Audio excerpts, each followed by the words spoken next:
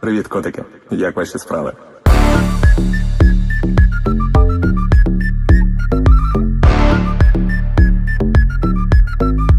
Як ваші справи?